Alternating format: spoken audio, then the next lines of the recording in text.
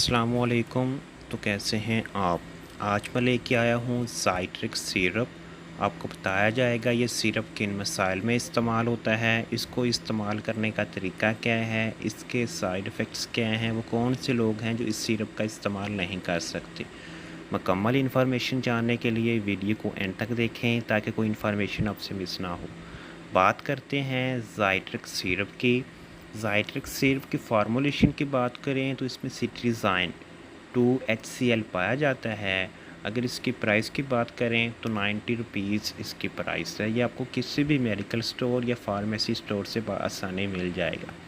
बात करते हैं ज़ाइट्रिक्स सिरप किन मसाइल में इस्तेमाल होता है। ज़ाइट्रिक्स सिरप हर किस्म की एलर्जी में मुफीद है। आँखों से पानी बहने के लिए भी ज़ाइट्रिक्स सिरप का इस्तेमाल करते हैं। ज़ाइट्रिक्स सिरप आँखों में ख़ारिश के लिए भी मुफीद है। बाज़ लोगों को मुसलसल छींकें आती हैं, इसके लिए भी आप ज़ाइट्रिक्स सिरप इस्तेमाल कर सकते हैं। स्किन पर ख़ारिश के लिए भी आप ज़ाइट्रिक्स सिरप इस्तेमाल कर सकते हैं।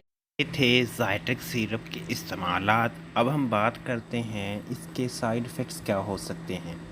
आप पर गनुदगी तारी हो सकती है, आप थकावट महसूस कर सकते हैं, आपको मतली आ सकती है, आपका सर चकरा सकता है, आपकी दिल की धड़कन की रफ्तार तेज़ हो सकती है, आप डिप्रेशन का शिकार हो सकते हैं, आपको उल्टी आ सकती है, आपको दस्त लग सकते हैं, आप डायरिया वगैरह का शिकार हो सकते हैं।